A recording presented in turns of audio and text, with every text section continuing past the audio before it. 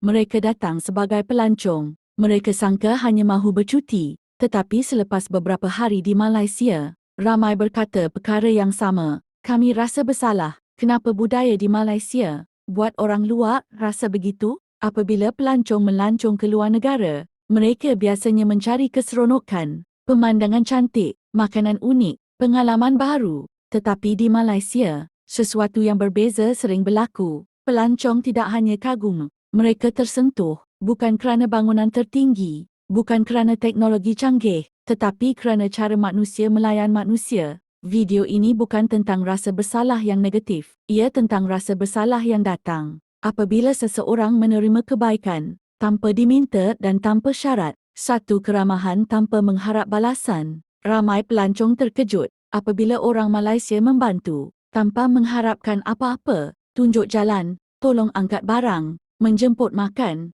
Di banyak negara, kebaikan sering datang dengan syarat. Di Malaysia, ia datang secara semula jadi, dan di sinilah rasa bersalah bermula, kerana pelancong tidak biasa menerima kebaikan tanpa hutang. 2. Berkongsi makanan dengan orang asing. Di Malaysia, makanan bukan milik individu. Pelancong sering didekati dengan ayat mudah. Dah makan? Jom makan sama-sama. Apabila orang yang baru dikenali mengajak berkongsi makanan, pelancong rasa janggal. Bagi mereka, ini terlalu baik untuk orang asing. 3. Harga tidak dinaikkan walaupun tahu mereka pelancong. Ramai pelancong menceritakan perkara sama. Peniaga yang jujur, walaupun tahu mereka orang luar, harga kekal sama, tiada tekanan, tiada paksaan. Dalam dunia yang biasa mengeksploitasi pelancong, kejujuran ini membuat mereka rasa bersalah kerana mereka menjangka sebaliknya. 4. Budaya memaafkan kesilapan. Pelancong tidak fasih bahasa tempatan, salah sebut, salah faham. Namun reaksi yang diterima selalunya senyuman, bukan kemarahan. Kesilapan kecil tidak diperbesarkan. Ini membuat pelancong rasa mereka diterima bukan dinilai. 5. Pelancong dilayan seperti tetamu, bukan pelanggan. Di Malaysia, tetamu mempunyai makna yang besar. Pelancong bukan sekadar sumber ekonomi. Mereka dianggap orang yang perlu dijaga. Apabila layanan terlalu baik, pelancong mula bertanya pada diri sendiri, apa yang kami sudah beri sebagai balasan? There's a thrift store in Malaysia where you can literally buy any surfboard for 15 euros, 80 ringgit, and they're all like that as well. This one is 50 ringgit, that's like 10 pounds. This place is huge. Let me show you the clothes section as well. And they even have these snake boards and they're literally like 8 pounds. Only 40 ringgit. All of these golf clubs as well. This one is about 10 to 12 pounds, 30 pounds. Wait, okay, interesting. They have things in this glass case, so I want to see. For example, this super cute Coach pink bag. This is like 60 pounds. That's really cool. This is the clothes. There are rows and rows of clothes.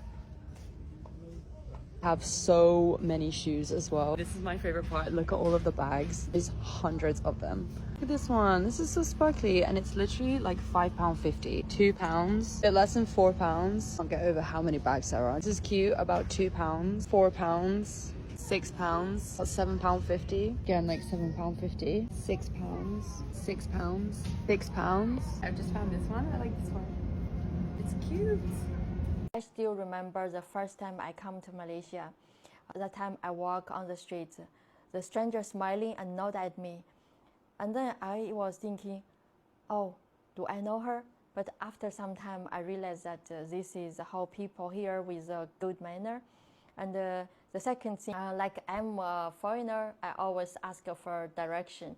The people here really stop and take their 5 or 10 minutes, walk with me, go to where I need to go. MashaAllah, this is really touching my heart. Now I also very enjoy the life here. This is how I feel life in Malaysia. I just want to share with you guys. 6. Agama diamalkan tanpa memaksa. Pelancong bukan Muslim, sering menyaksikan amalan agama secara terbuka tetapi tidak memaksa. Mereka dihormati, tidak dihakimi, tidak disuruh berubah. Ini mencabar tanggapan mereka tentang agama di negara lain. Dan sekali lagi, rasa bersalah muncul kerana prasangka awal mereka terbukti salah. 7. Kesabaran dalam kehidupan harian. Orang Malaysia terkenal dengan kesabaran, beratur, menunggu, berbincang dengan nada rendah. Pelancong dari negara yang laju mula sedar betapa agresifnya kehidupan mereka sendiri. Mereka rasa bersalah kerana menyedari betapa tekanan itu telah menjadi kebiasaan. 8. Sedia membantu walaupun bukan tugas mereka. Pemandu e-hailing menunggu lebih lama. Pekerja hotel memberi nasihat peribadi. Orang awam menawarkan bantuan. Semua ini bukan dalam deskripsi kerja. Apabila bantuan datang tanpa kewajipan, pelancong rasa mereka menerima lebih daripada sepatutnya. 9. Budaya tak apa yang melegakan. Apabila sesuatu berlaku, tersalah faham, terlewat, tersilap, jawapan yang sering diterima ialah, tak apa. Bagi pelancong, ini mengejutkan. Kerana di tempat mereka, kesilapan sentiasa ada harga. 10. Rasa bersalah yang berubah menjadi hormat. Akhirnya, rasa bersalah ini tidak bertahan lama. Ia berubah menjadi rasa hormat, rasa ingin menjaga adab, rasa mahu menghormati budaya tempatan. Inilah kesan sebenar budaya Malaysia. Ia tidak memaksa orang berubah, tetapi membuat orang ingin menjadi lebih baik. Budaya Malaysia tidak membuat pelancong rasa bersalah kerana mereka melakukan kesalahan. Ia membuat mereka rasa bersalah kerana mereka menerima terlalu banyak kebaikan tanpa mengharapkannya. Soalan terakhir bukan, kenapa pelancong rasa bersalah? Soalan yang lebih dalam ialah, adakah kita sedar bahawa kebaikan yang kita anggap biasa sebenarnya memberi kesan besar kepada dunia luar? Kerana kadang-kadang, Malaysia tidak perlu mempromosikan dirinya. Budayanya sudah cukup berbicara. Hanya jual roti canai RM1 ni, sebenarnya saya asal orang susah dulu. Zaman saya nak makan pun seksa. Macam tu lah, zaman sekarang orang pun banyak susah. So, kalau saya jual RM1 pun takkan rugi. Yang penting doa customer. Okey, nama saya Man Black, orang panggil sini. Saya dah berniaga sini dah 10 tahun. Memang harga dah lama. KY pun RM1, mi goreng, nasi goreng pun RM2 semua. Kuih pun semua tak naik. Semua beli sendiri. Tak pakai mesin, pakai tangan. Pukul 6 pagi dah siap semua. Sampai 11.30 lah. Sini memang pagi-pagi memang penuh. Tak pernah putus. Kita ada nasi lemak bungkus yang kecil. Satu hari 300 lebih, mesti habis. 2 jam je. Memang barang naik, tapi kita ada cara dia.